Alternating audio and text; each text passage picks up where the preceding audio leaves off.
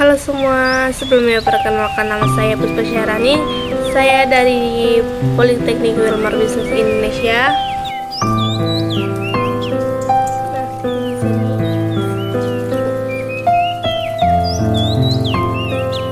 Di sini saya akan menjelaskan tentang saluran pemasaran, yaitu produk saya minyak makan, yang dimana minyak makan merupakan kebutuhan pokok di setiap rumah tangga, sehingga penting untuk memiliki strategi pemasaran yang efektif, serta ada beberapa saluran pemasaran, yaitu yang pertama itu ada saluran pemasaran langsung, yang kedua itu ada pemasaran tidak langsung, dan ketiga itu ada saluran pemasaran campuran, keempat saluran pemasaran online, serta saluran pemasaran tradisional, yang dimana saluran pemasaran itu ada dua.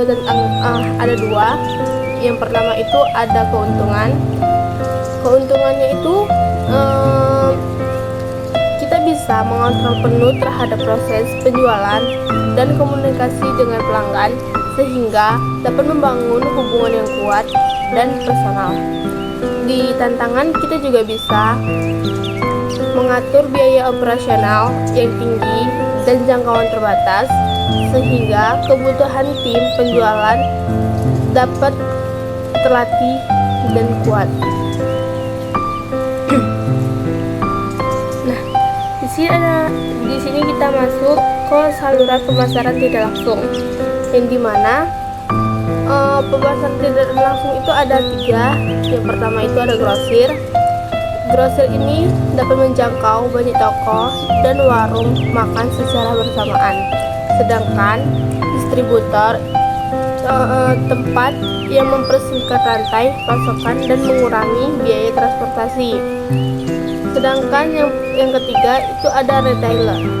Retailer itu dapat memperluas jangkauan ke konsumen akhir melalui toko-toko retail. Nah,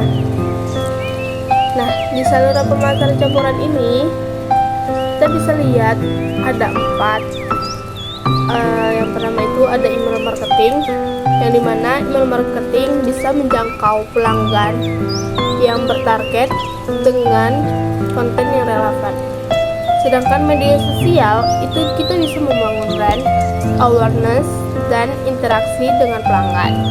Yang ketiga itu ada iklan televisi, yang dimana iklan tersebut bisa memperluas jangkauan ke audiens yang lebih luas.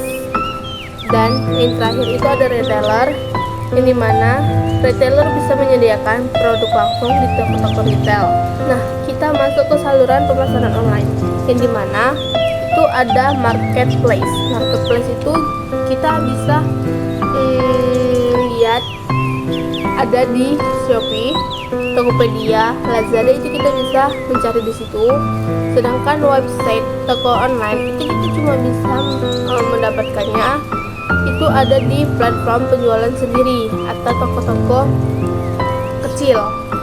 Dan yang ketiga itu ada media sosial, yang dimana di media sosial itu kita bisa membuat promosi dan penjualan, dan kita bisa menjual itu secara online, bisa melalui Instagram, Facebook, WA, ataupun media sosial yang lainnya. Nah, di sini kita dapat melihat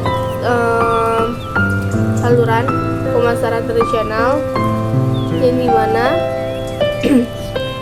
pamerannya itu kita bisa menampilkan produk minyak makan kita itu langsung ke calon pelanggan.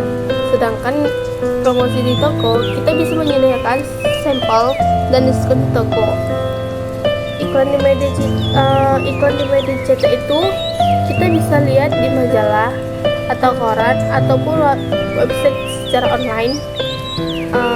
Terus yang di sini juga kita bisa dapat melihat ada iklan radio. Iklan radio ini kita bisa mendengarkan di radio ataupun di smartphone kita masing-masing, agar kita tahu apa sih bagusnya minyak makan ini, gitu kan. Terus di sini yang terakhir kita ada data penjualannya. Nah, dari data penjualan ini bisa kita lihat ya, Di situ saya membuat rata-rata penjualan minyak makan per bulan hanya mencapai 1.000 unit. Namun setelah memanfaatkan strategi pemasaran digital atau seperti iklan media sosial dan email marketing, penjualan minyak makan meningkat hingga 1.500 unit per bulan atau tumbuh sebesar 50%. Nah, kenapa bisa seperti itu? Di sini saya akan menjelaskan. Dari awal kan itu ada penjualan sebelum pemasaran atau penjualan setiap bulannya itu cuma ada 1.000 unit. Dan kenapa kita bisa mendapatkan 1.500 unit? Nah, rumusnya itu gini, persentase pertumbuhan sama dengan penjualan sesudah dikurang penjualan sebelum dibagi penjualan sebelum dikali 100%. Berarti itu dia penjualan sesudah itu kan 1.500 ya kan, dikurangin penjualan sebelumnya itu ada 1.000. Nah, dibagikan sama penjualan sebelumnya itu ada 1.000, berarti 1.500 dikurang 1.000 dibagi 1.000 dikali 100%, itu hasil 50%. Oke, dari sekian dari hasil yang saya paparkan, semoga bermanfaat dan kalian mengerti. Terima kasih.